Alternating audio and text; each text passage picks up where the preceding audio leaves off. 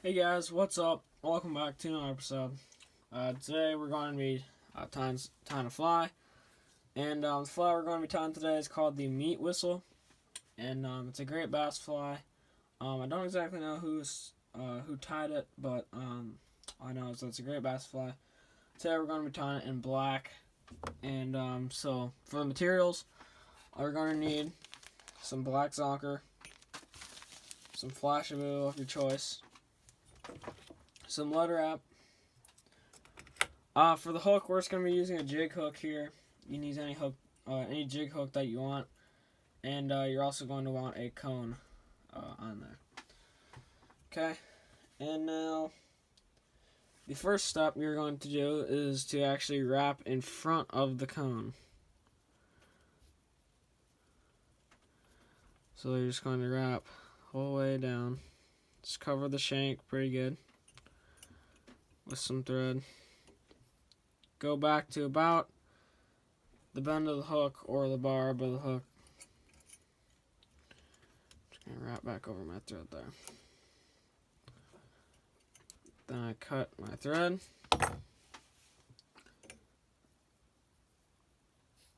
Just like that. And now I just want to build up a little bit of bulk right there. Just like right on that bend. I just want to build up some bulk just so that that cone head can't slip over it. That's about good right there. Now I just put a quick half inch in there.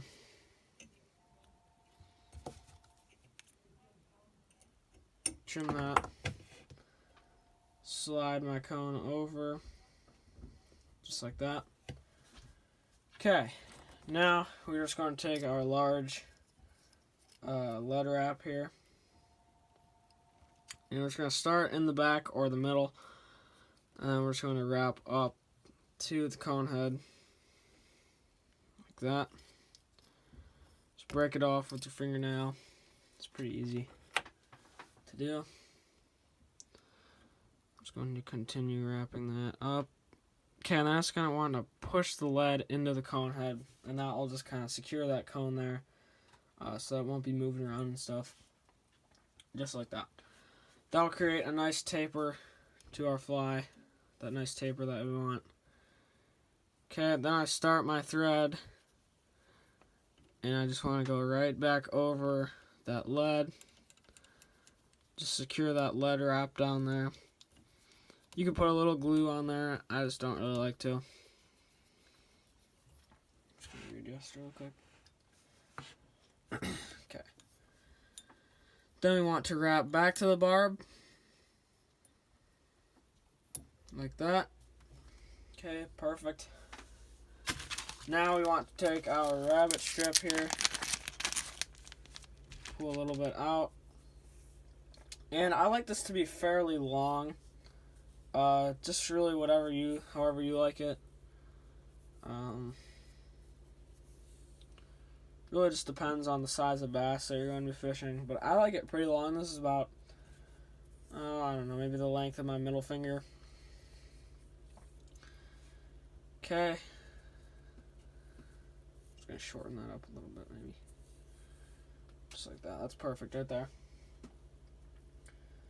So now all I do is I take the hair and I just kind of peel it away from the hide there. Don't rip any of it off, but just kind of peel it away. And then I just want to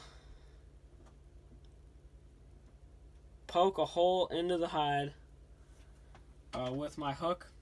And I just kind of leave it there on the hide. On the hook. Leave the hide on the hook. Just going to do a quick half hitch there. Just cut my thread. Okay, now I take my hook out of the vise. Okay, and then I just kind of slide that rabbit strip over the hook there. Just like that. So you want the hide to be on like the top of the hook. Just like that. Okay, now in the water this will create a nice worm-like or leech-like kind of shape, and it'll look really good in the water. If you ever used plastic worms for bass, this looks a lot like one, and it works a lot like one too, so it works really good for bass. I'm just going to start my thread again.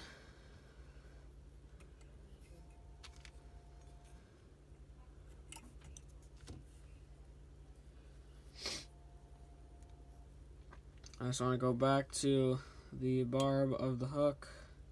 And as you can see now, I have my hook upside down in my vise. You don't need to do that, but I just like to. Then I just pull my zonker up to where my thread starts there. Okay, I'm just going to make 1, 2, 3 kind of loose wraps, and then I'm just going to pull it really, really tight now.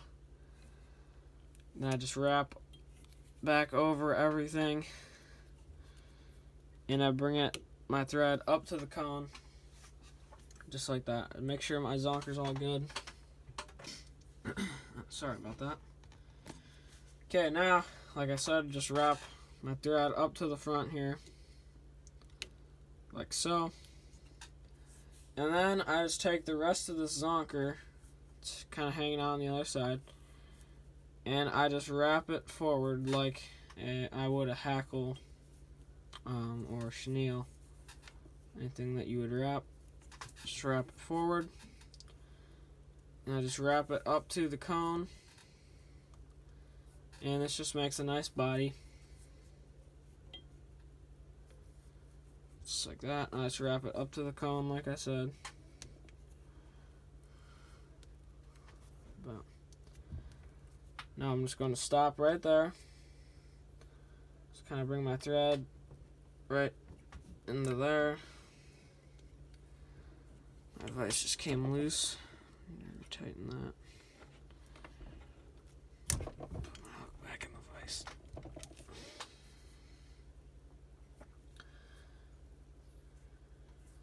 Oh, sorry about that. I'm just going to make one more wrap on there. Boom. Now I just take my thread, wrap over that zonker. Normally I'll just go a couple nice tight wraps over everything. Boom. Now I'm just going to cut my excess zonker strip here. Pull everything back, wrap over it. Just make a couple nice wraps over it there. Okay, now I'm going to take some flash material. Like I said, you can use whatever you want. I'm just going to be using some accent flash blue and silver. Okay, and I want like 4 strands. And I just want them a little bit longer than my zonker. And I just want some on each side here.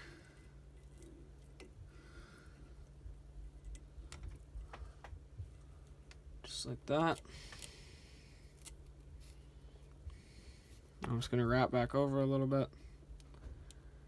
And just make sure I pull my thread nice and tight. Okay, and now,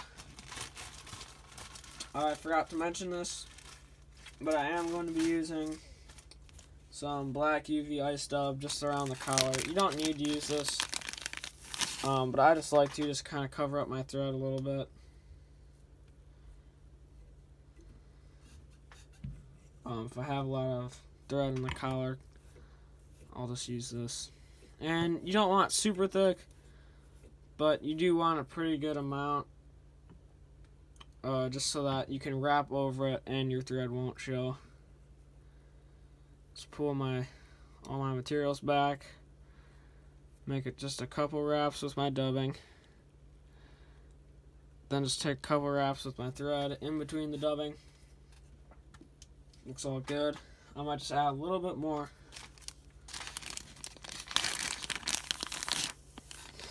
So I can kind of get the other side there.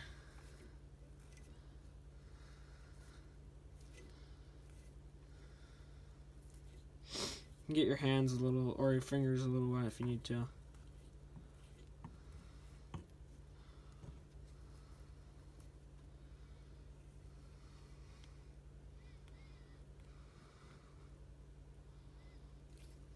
Now I just pull my thread nice and tight,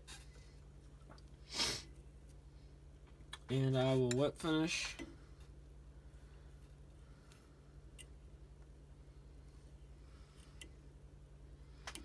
Oops.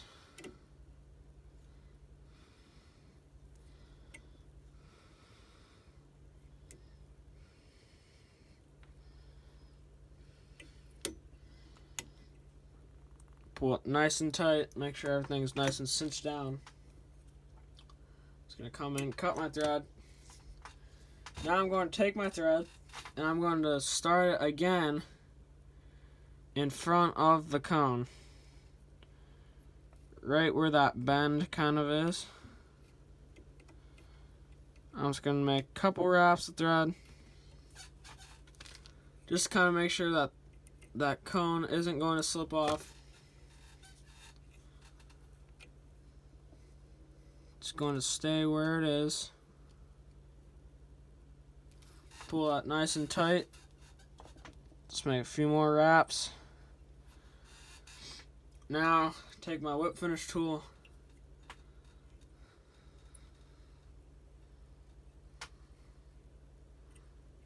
Make about 8 whip finish, or 8 turn whip finish on the top. Just come in, cut it off. And I like to add just a little tiny dab of glue to the top here.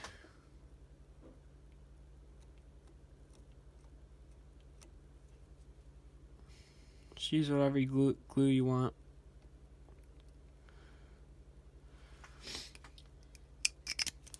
Just a little dab of glue. Just make sure it gets in all the threads. Okay, and that is a finished meat whistle. It's a really simple fly. It doesn't take too long to tie, and it's a good little jigging fly, especially if you know, people say they're doing good on plastic worms, you know, and you're a fly fisherman. This is a good fly to use in those situations. So it's a really awesome fly. It works really good, and doesn't take super long to tie. So just tie up a bunch of them. Fish it in the rocks, you know, spawning smallmouth and stuff. But it's a really great pattern, and I've really learned to like it. So fish it well, and yeah, I'll see you in the next video. Make sure you stay tuned, and yeah, fish on.